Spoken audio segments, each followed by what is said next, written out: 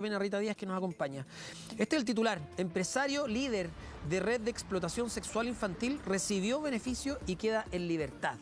Entonces, la pregunta que se hace Andrea y que nos hacemos nosotros, ¿qué estamos esperando? ¿Por qué una persona así recibe este beneficio? Y además prófuga en su momento. Rita, cuéntanos más detalles. Buenas tardes. ¿Cómo estás, Toti? Muy buenas tardes. Claro, es indignante también leer este titular y saber de esta situación. Manuel Liberona Guerrero, ese es el nombre de la persona que queda libre, ¿verdad?, con este beneficio luego de estar un par de años, casi 3 años en la cárcel. Recordemos que él en 2016 había sentenciado y condenado por la violación a una menor, en ese caso por 3 años y un día de cárcel efectivo, pero además por tener una red de explotación infantil, según la investigación serían 15 las víctimas de este hombre, y se había fugado del país, por lo cual había sido sentenciado y condenado. Y efectivamente recibió esta sentencia, pero él huye de nuestro país y se va a refugiar en Paraguay. Eso se descubre luego de que en 2018 él acudiera a un recinto asistencial y diera sus datos reales, ¿verdad? Ya se había activado las alarmas para poder buscarlo, ¿verdad?, con Policía Internacional, y es por eso entonces que se dan las alertas de que este hombre estaba en Paraguay, y luego de varios meses de trámite se logra su extradición y que cumpliera condena aquí en Chile, justamente en un centro penitenciario en Puerto Montt. Eso sucedió en 2018. Han pasado casi 3 años, ¿verdad? Pero él tenía una sentencia más larga, pero ya había en octubre pedido este beneficio que se le había rechazado por los jueces. Habían sido categóricos que este hombre no podía salir de la cárcel porque era egocéntrico, no tenía conciencia del delito que había cometido y que no era tan grave, no tenía además, Toti, la conciencia de la diferencia entre un menor de edad y también un hombre mayor, un adulto. Ese tipo de declaraciones eran los que estaban en los escritos que dijeron los jueces para no dejarlo en libertad.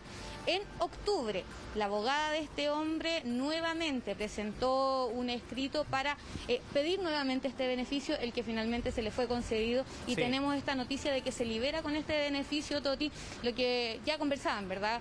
Algo similar a lo que pasó con Hugo Bustamante, y que indigna también conocer este tipo de noticias, Toti. Vayamos parte por parte para hacer el resumen de lo que nos dice Rita Andrea. Este hombre es sentenciado a 3 años y un día de cárcel efectiva por violación de una niña y la misma cantidad de tiempo por obtención de comercio sexual infantil, porque se confirmó su participación en esta red que se aprovechaba de menores que eran parte del Sename. Un asco, por donde se le mire, no hay otro adjetivo que utilizar. Bueno, cuando él es condenado y sentenciado, abandona el país, o sea, se fuga, se arranca, eso es lo que hace, y se esconde en Paraguay por 1 año y 2 meses. Es detenido, como nos dice Rita, cuando se fue a hacer exámenes médicos y descubren su identidad. Es extraditado e ingresa a la cárcel Alto Bonito, en Puerto Montt, para empezar con el cumplimiento de su castigo penal. Entonces, ahora que se le accede a un beneficio, ojo que además el Seremi de Justicia y Derechos Humanos había expresado que el daño causado por este empresario queda marcado en lo profundo de las víctimas. A su juicio, dice, no debería acceder a un beneficio, y hoy accede a ese beneficio, tiene el Liberona fuera de la cárcel. Entonces, se logra acceder al rechazo de la Corte de Apelaciones de Puerto Montt, Radio Bio Bio es el medio que lo hace, y los jueces habían sido tajantes. Dicen: por tanto, el postulante a este beneficio presenta inadecuada conciencia del delito y del daño causado, alto egocentrismo y baja capacidad empática. Y además dicen que este empresario atenúa responsabilidad, no visualiza una asimetría entre un menor de edad y una persona de 35 años. Dan ganas de agarrar la pauta y tirarla lejos, Andrea. O sea, es impresentable, es realmente indignante. ¿En qué parada estamos hoy día? Porque tú dices, esperemos que el caso de Ámbar, que fue antes de esto fue en octubre, el caso de Ámbar nos ayude a tener un ejemplo, ¿no? Un parámetro, un punto a seguir de aquí para adelante. Pero esto definitivamente nos demuestra que no. Y que a alguien o a un grupo de personas le está dando exactamente lo mismo. De hecho, este sujeto había postulado en reiteradas ocasiones a salidas, beneficios en el fondo intrapenitenciarios, que son de exclusiva responsabilidad de Gendarmería. Ahí no existe ningún otro agente que pueda intermediar, por lo tanto es una decisión que toma Gendarmería, y él postuló durante el año 2020 casi 4 veces a distintos beneficios y fueron rechazados por unanimidad, porque muchas veces dentro de los consejos técnicos de gendarmería existen diferencias. Yo como psicóloga puedo decir, sabes que yo creo que no está preparado, pero qué sé yo, el encargado de taller, el encargado del jefe interno, el jefe operativo puede decir, no, ¿sabes qué? Yo creo que el sujeto sí cumple, ha mostrado esfuerzo, etcétera. En este caso, él postuló más de 3 veces durante el año pasado y fueron rechazadas por unanimidad. O sea, no solamente un psicólogo, un asistente está diciendo que no estaba preparado para salir en libertad, lo está diciendo un equipo completo dentro de Gendarmería, y eso tampoco se tomó en consideración, que es lo que más llama la atención, porque si yo voy a dar un beneficio, reviso qué ha pasado en su historial, cuántas veces ha postulado, por qué se lo han rechazado, cuáles son esos motivos. Nosotros tenemos actas en cada consejo técnico y en esa acta queda estipulada la opinión del jefe interno, la opinión del jefe de unidad, la opinión de la psicóloga, y en este caso todos opinaron que la persona no estaba apta para la vida en libertad y después se le termina dando igual un beneficio. Entonces, finalmente esto nos vuelve a demostrar que a pesar de casos tan tremendos como lo de Ámbar, todavía no se escucha la opinión de los especialistas, todavía, y esta es una opinión muy personal, las leyes, los reglamentos se están generando adentro de una oficina, no se están haciendo con los gestores que realmente conocen el trabajo y que están día a día con los internos. O sea, cuando uno ve que el interno ha mostrado realmente una intención de cambio, uno lo apoya, si eso está bien. Pero cuando uno ve que el sujeto tiene delitos tan graves como esto, tiene postulaciones reiteradas rechazadas, y así todos se los dan, nos llama la atención y como tú decías, nos hace creer que hay gente que no está leyendo definitivamente nuestros informes. Y aquí también los jueces o las personas que otorgan la libertad tienen que responder, pues si no puede ser que no ocurra nada con ellos, que otorguen la libertad. Ojo que en este caso, con la salida de presidio de Manuel Liberona, los 3 sentenciados por esta red de explotación sexual infantil, lo grave que es, que operó en la región de Los Lagos, gozan de libertad. Los 3. Escuchemos declaraciones de la Defensoría de la Niñez que también se refirió a este tema.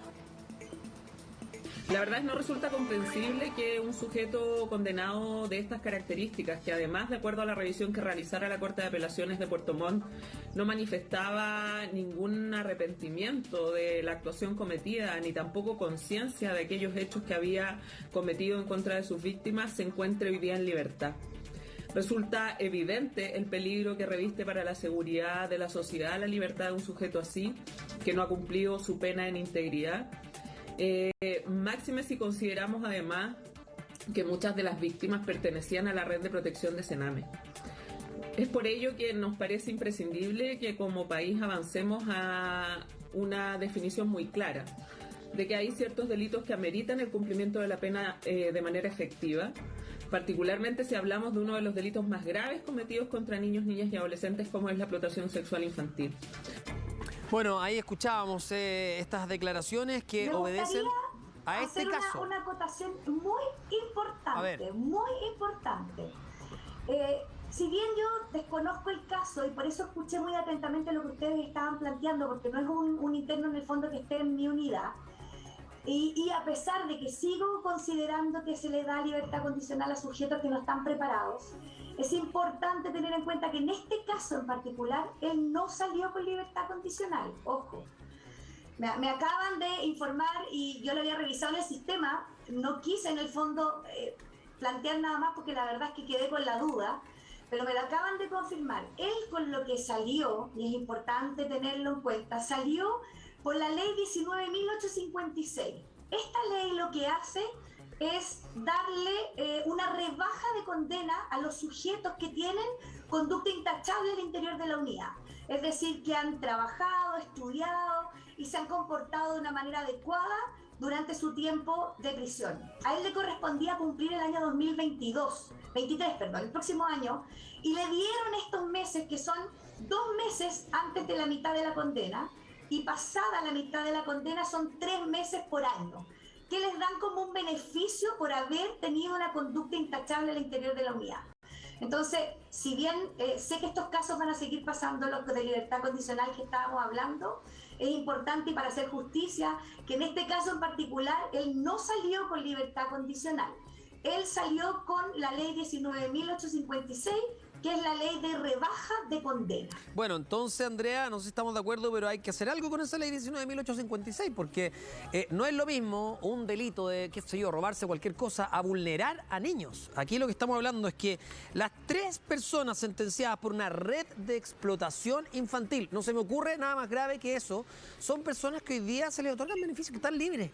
Entonces, cuando tú me dices que esta persona, por conducta irreprochable o conducta intachable al interior del penal, ¿qué conductas distintas van a tener? Se las saben por libro, Andrea. Evidentemente que se van a andar agarrando con otro interno, peleándose, no. Saben cuál es el modus operandi para hacer lo que tienen que hacer y que se les otorgue este beneficio. Evidentemente son personas tranquilas, respetuosas, pero claro, por abajo, cuando uno lee el informe de esta persona, que no sabe distinguir entre una persona y un hombre de 35 años, por ejemplo, que además es egocéntrico, etcétera, bueno, hay que considerar eso. A mí me parece todo esto parte de un gran acto, ¿no?